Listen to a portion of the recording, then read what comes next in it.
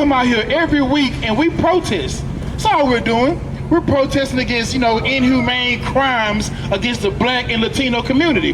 And you know what? People give us flack for that. But if you go through the history of protests, let's start with America. They said, give me liberty or give me death. No taxation without representation. When you go into that Boston Tea Party, they went up there and destroyed the property of Great Britain. Not because Great Britain was killing them, not because Great Britain was taking their kids and using them as alligator bait. They wasn't shooting their kids 60 times in the back unarmed. They wasn't doing that to them. They were unfairly taxing them on the money. And they're quartering soldiers. I don't know if you know what quartering soldiers mean. Meaning they could make soldiers come into your home and stay there. And white people was mad about that. They were so mad that they fought back and fought against Great Britain and won their freedom. So now, protest works. It works. I don't know how many of y'all familiar with the bus boycott in Montgomery, Alabama, right? For 13 months, Black people said we will not ride the bus. For 13 months. Not that we wouldn't go to work, not that we wouldn't go to school, but that we would go and do these things without taking their public transportation. Why? Because they were segregating us on the bus. Black people of color could not sit at the front of the bus. So what Martin Luther King did, he organized a boycott where Black people came together, and for 13 months, we went everywhere on foot. We decided, we see the bus, we know it's hot. I know it's 10 miles to get to work, but you know what I'm gonna do? I'm going to walk. Historically, it cost the city of Montgomery about $3,000 a day, and they did it for 13 months. You know what the attention they grabbed? It grabbed the attention of the Supreme Court. And because of that, they ruled that segregation on the bus was unconstitutional. Now, was it unconstitutional because it was Black people? Or was it unconstitutional because they realized Black people were going to stand together for something? So what can we can't even get off Facebook for a day today. If somebody said, let's just get off Facebook until they let these kids from these Mexicans off the border, you wouldn't do it. Because you gotta get on there and check your profile. You gotta get on there and put up your picture. Why? Because we're such a selfish nation of people today. Everybody's worried about their own salvation. Everybody's worried about what they're gonna do for their own family. But guess what? A house that's divided cannot stand. We gotta be, as Black people, come out here and stand for the Mexicans and give them a voice. Give the voice to our Native American. And you wanna wonder why these Native Americans don't wanna deal with us. Black people, you celebrate Thanksgiving every year. That's the slaughter of their people. Now imagine if these Native Americans were celebrating slavery. You would feel slighted. Imagine if these Mexican brothers were celebrating slavery. You would feel slighted. But every damn year, you go make them nasty ass candy yams and that cranberry sauce, whatever the hell that is, on that dry ass cornbread dressing, and you go and thank the Lord for the white people conquering the Native Americans every goddamn year. But you got the nerve to come around and say nobody loves Black people and Black lives matter. Black lives don't matter until you stop aborting. Stop aborting babies.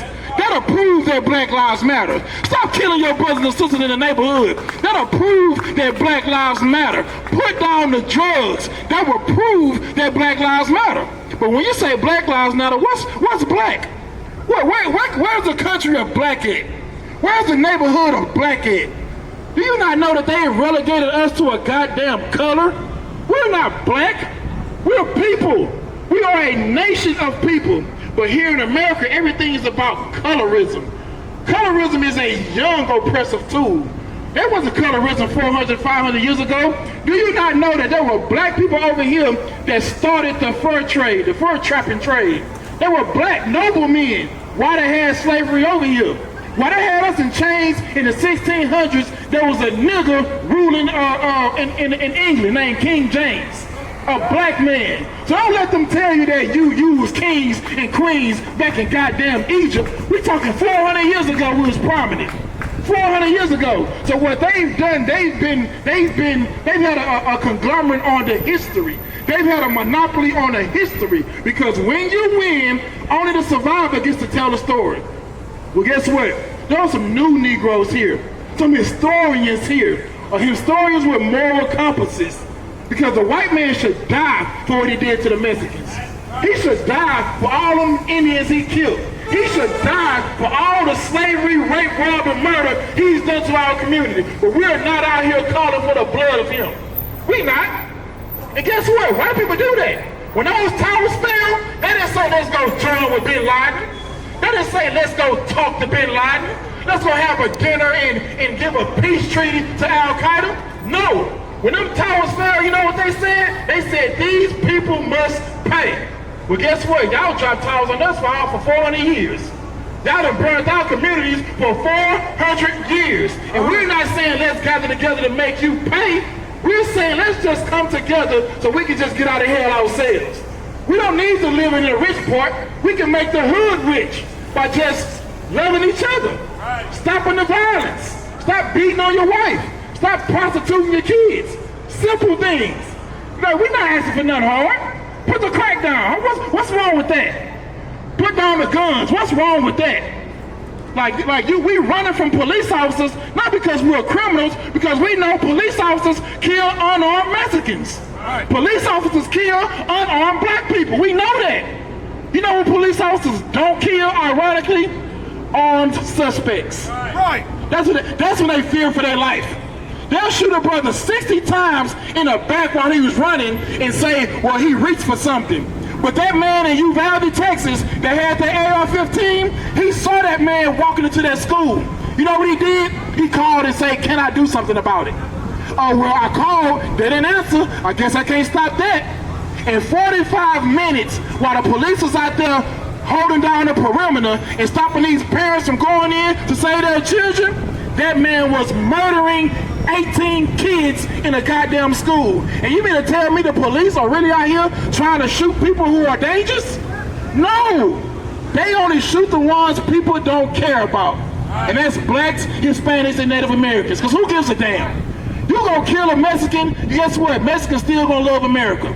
You gonna kill a black man, guess what? We still going to church. We still gonna support all your businesses. You know, we gonna even support the t-shirt businesses by putting their names on it. It doesn't matter. But let a white person die. Let 3,000 Americans die. A whole country got to get invaded. Well, who's gonna invade America for us? I'll tell you. His name is, y'all know him by Jesus Christ. A black man from the tribe of Judah. Right. He's gonna come and invade America for us. Right. While y'all wanna remember the Alamo, we're gonna remember 1492, the Spanish Inquisition. Right. We're gonna remember 1600s, the transatlantic slave trade. We're gonna remember Tulsa, Oklahoma. Right. We're gonna remember Seneca Village. We're gonna remember every black, Hispanic, and Native American town that you've conquered and flooded for your amusement. You flood black neighborhoods so y'all can have lakes, man-made lakes. A black neighborhood has to go so you can have a boat to float on water. That's what we mean to you. We're just a means to your end. But guess what? That day is going to come where Christ is going to come back and he's going to repay you for what you've done to us. And that's the day we pray for. That is the patience of the saints. That's what we're here for, because the weapons of our warfare are not carnal. Listen, white people have been killing since 3. Them little white girls know how to handle guns out. Don't think they don't. They send those Christmas postcards with AR-15s and Glocks and all that, and they get mad when little Tyrone posts on Instagram with a pistol. They're gonna say he's a career criminal. But that white girl who's trying to be Miss America, you know, she can be a gun enthusiast. That's what they say. They say white people are gun enthusiasts, but black people are just niggas with guns. Right. God damn. I thought this was America. I thought we all had the right to bear arms. Why when I get an arm, I'm a criminal. Well, when a white man get armed up, he's a patriot. You understand? Let me tell you something about a patriot. Them cops, them coward-ass cops that did not run into that school, they were not patriots. They didn't love their country and their countrymen above themselves. They loved their own people. And that's what we got to do. Self-preservation, that's natural. We got to do that. Because if we don't love us, who will? The white man not. The Asian man not. Listen, I ain't seen no Asian talking about Black Lives Matter, and we the one buying up all that nasty-ass chicken. It's us in their neighborhoods with that chicken, getting all that gas. Nobody cares. You understand that? Nobody Nobody gives a damn about what happens to those Mexican kids. And, the Asians got a bill passed for hate crimes before we did because of COVID. All the thing Donald Trump said was he don't want Kung Flu, and the Kung Flu got them a hate bill passed. But George Floyd, with a knee on his neck for 9 minutes illegally, nothing happened. Instead of giving us something meaningful, they give us Juneteenth. What the hell is Juneteenth? A day to celebrate that African Americans were free from slavery? First of all, they were free 2 years before that. They just withheld the information. If you want to make Juneteenth mean something to me, make white people go to work. Right. You do that. You make white people work on Juneteenth and pay every black, Hispanic, and Native American to stay their ass home. Then I'll celebrate Juneteenth. Right. But Juneteenth is a federal holiday. And you niggas don't even have federal jobs. So even on Juneteenth, guess where you're at? You're at work. While the white man gets an early 4th of July.